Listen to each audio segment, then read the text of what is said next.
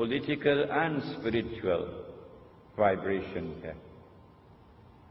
And that is that I have come to the conclusion. You know, Lloyd West taught me a local expression. He said, when God wants to kill Bachaki, he give him wing to fly.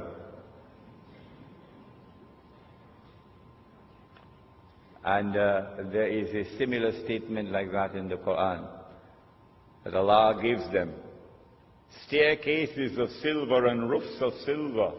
They fly high until He brings them down. The United States is flying high now because it's about to crash. Yes. We are located at that moment in time when a day which is like a month is about to end, and a day which is like a week is about to commence. When it does occur, it will confirm what I'm saying. When Britain became the ruling state in the world, Britain took control of the money of the world. And the sterling pound was the international currency. You remember those days when we used to study? £1 480, £2 960, £3 1440 when you went to school? Huh? Yeah. And then when the United States took over from Britain as the ruling state in the world, the United States could not be the ruling state in the world without taking control of the money of the world. And so the US dollar replaced the sterling pound as the international currency. This took place at the Bretton Woods Conference, the Bretton Woods Accord in upstate New York.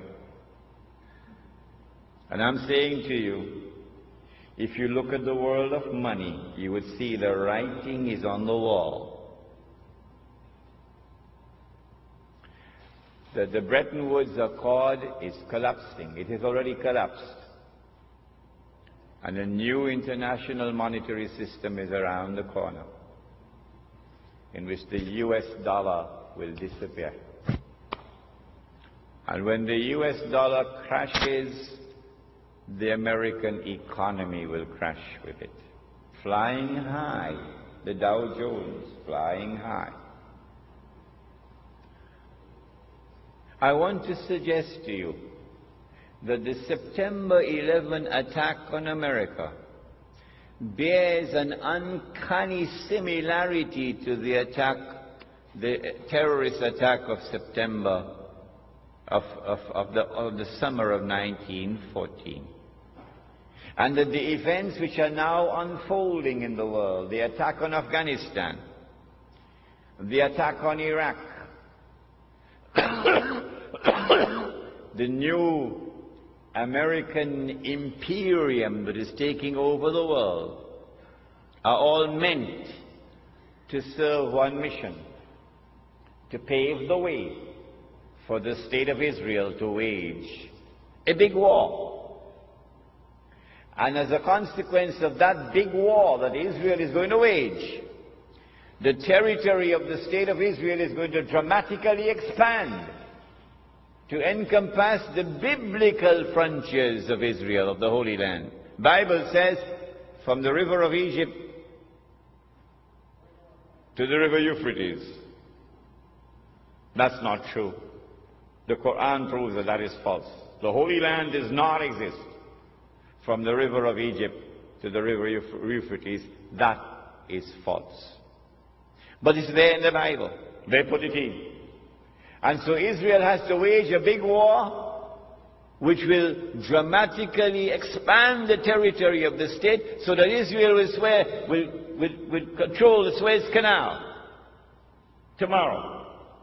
And Israel will control the oil of the Gulf tomorrow. And there would be a concomitant attack on the US dollar.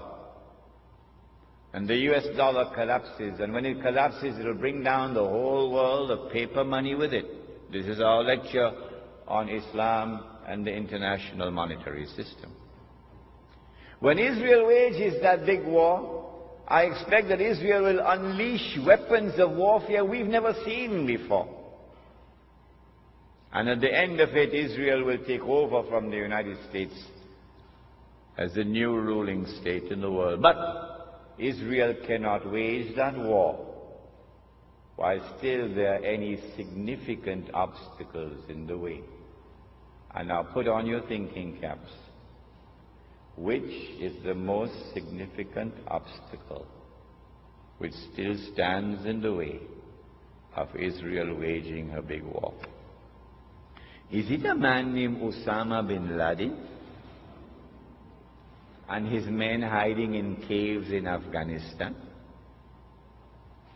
Is it that blue-eyed stooge of the Yankee, a man named Saddam Hussein?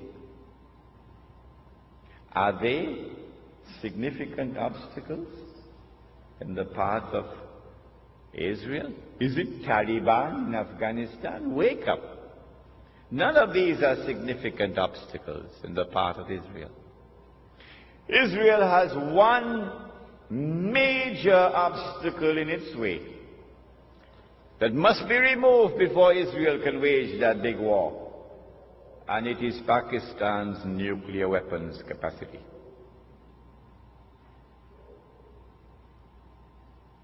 And coupled with that is Iran's missile capacity.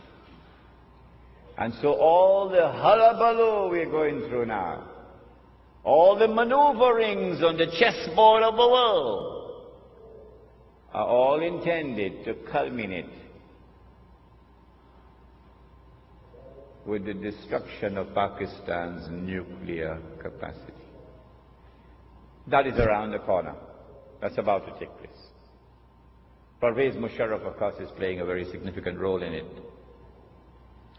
I expect that Israel will be able to wage a big war probably within the next 5 to 10 years. But Allah knows best. When Israel wages that big war and replaces the United States as the ruling state in the world, the first ruling state was Britain. The second ruling state was the United States. The third and the last would be this imposter, the state of Israel. I am suggesting to you that Dajjal or the Antichrist would now have completed stage 2, a day which is like a month, and would be commencing stage 3, a day which is like a week, meaning a much shorter period of time. It is at this time that terrorism reaches its climax. They not only attacked Sheikh Ahmad Yassin in an act of state terrorism that Washington did not see. They have now attacked and killed Abdulaziz Rantisi, and they have declared that they're going to continue killing all those who dare to lift their hands against the state of Israel. This is the biggest terrorist of all in the world, the state of Israel. But CNN will never tell you that. When Israel becomes the ruling state in the world, it is at that time that Muslims and black Christian Africa, these two are brothers with each other. Black Christian Africa, black Christian Africa opened their arms to Muslims when we were being persecuted, when war on Islam was being waged in the lifetime of Nabi Muhammad alayhi salatu wasalam. And a Christian king,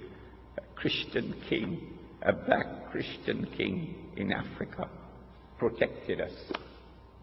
I will never send them back to you, he said. And he looked at Islam and he looked at Christianity and he said, that which divides us from you is no more than this line in the sand, the Negus of Abyssinia. So too it was at that time. So too again it is today.